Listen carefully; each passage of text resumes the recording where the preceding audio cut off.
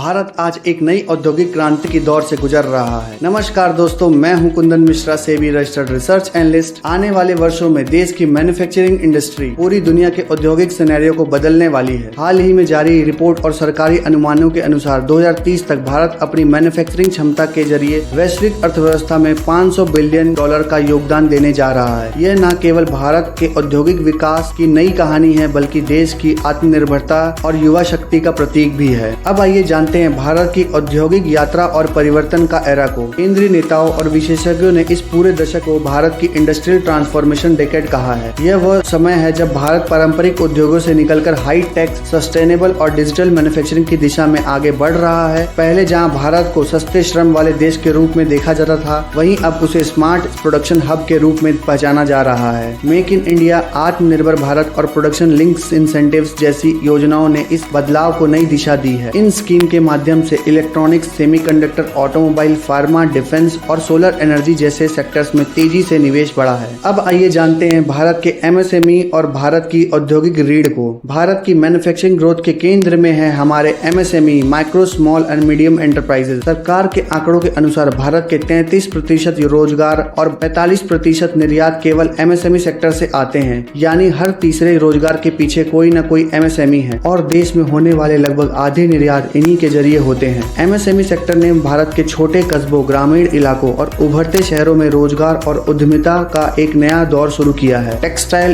Engineering, food processing, electronics और auto parts जैसे sector में एमएसएमई का योगदान दिन प्रतिदिन बढ़ रहा है। सरकार की योजनाएं जैसे credit guarantee fund, trust for MSME, skill India mission और डिजिटल एमएसएमई इंसेंटिव इस सेक्टर को वित्तीय और तकनीकी मदद प्रदान कर रहे हैं, जिससे छोटे उद्योग बड़े स्तर पर प्रतिस्पर्धा कर पा रहे हैं। आज की वैश्विक परिस्थितियों में भारत के पास एक बड़ा अवसर है। दुनिया भर में कंपनियां अब चाइना +1 स्ट्रेटेजी अपना रही हैं, यानी वे केवल चीन पर निर्भर न रहकर भारत जैसी विश्वसनीय और स्तरीय विकल्पों की ओर रुख कर रही हैं। भारत के पास इस रणनीति का पूरा लाभ उठाने की क्षमता है, क्योंकि यहाँ सस्ती और कुशल श्रमिक शक्ति उपलब्ध है। देश में स्थिर राजनीतिक माहौल है, डिजिटल इंफ्रास्ट्रक्चर और लॉजिस्टिक नेटवर्क तेजी से विकसित हो रहा है और सबसे महत्वपूर्ण, भारत में एक युवा ऊर्जावान कार्यबल मौजूद है। इस सभी कारकों ने भारत को एक वैश्विक मैन्युफैक्चरिंग पावर हाउस बनने की दिशा में आगे बढ़ाया है। भारत अब पारंपरिक उत्पादन में आगे बढ़ चुका है। अब focus automation, robotics, artificial intelligence और इंटरनेट ऑफ थिंग्स पर है।